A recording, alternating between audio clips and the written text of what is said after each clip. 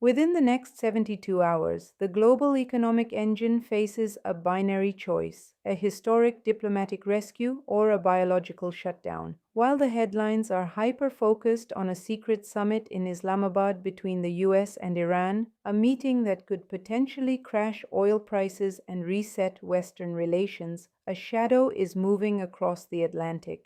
An outbreak of Hantavirus, originating on a single cruise ship, has mutated into a logistical nightmare. It is no longer just a health concern, it is a biological blockade that is forcing major ports to turn away cargo.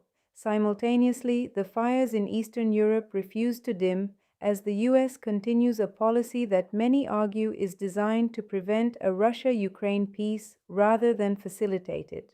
Tonight, we go beyond the surface.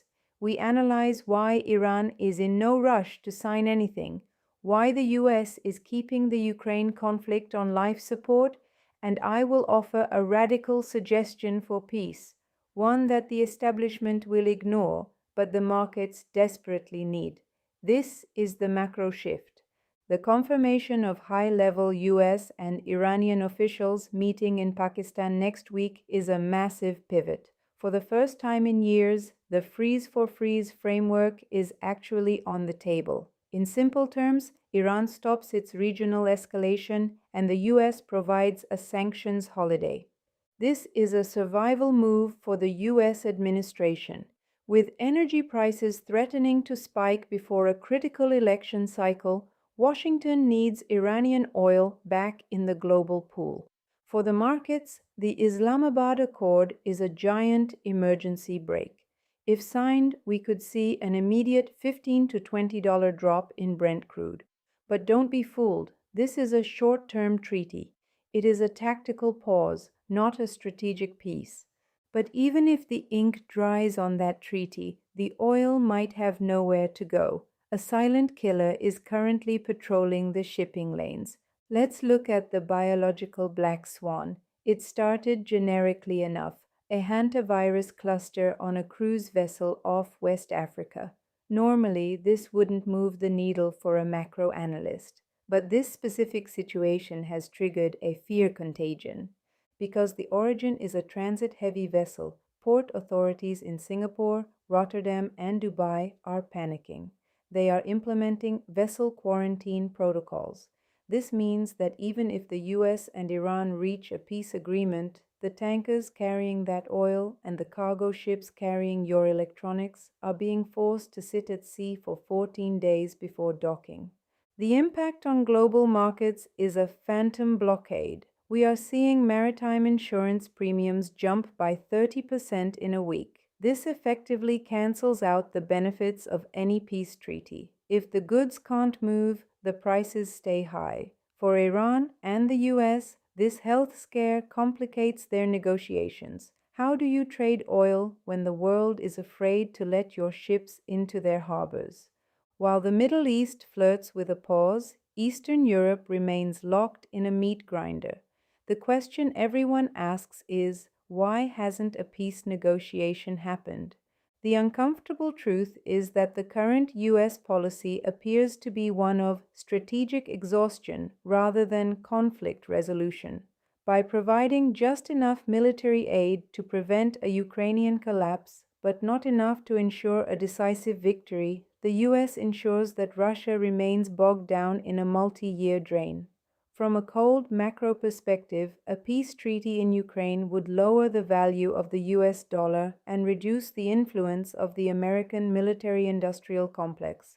Peace is not being negotiated because, for the current power brokers in Washington, the conflict is a useful tool for NATO consolidation. They are prioritizing the containment of Russia over the stabilization of global grain and neon gas markets.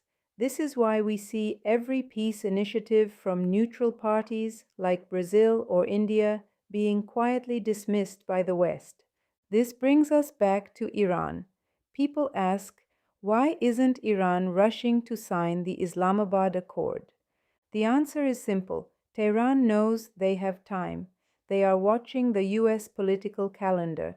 They know that as the US election gets closer, Washington's desperation for lower gas prices will grow. Iran is in no rush because their shadow economy, their trade with China and Russia, has become resilient enough to withstand the current pressure. They are playing a game of strategic patience. They are waiting for the US to offer more than just a short-term holiday. They want a permanent seat at the global table, and they are using the current chaos, including the Hantavirus shipping delays, to prove that they are an essential energy hub that cannot be ignored. So, here is my suggestion for peace, a move that no politician will make, but one that would save the global economy. We need a neutral energy zone, NEZ. Instead of arguing over borders in Ukraine or nuclear enrichment in Iran, the world should move toward a shared energy sovereignty model. We should create international corridors where energy and agricultural goods are managed by a neutral council, including India, Brazil, and South Africa, completely independent of US or Russian sanctions. If you remove the ability of superpowers to use energy as a weapon, you remove the primary incentive for these forever wars.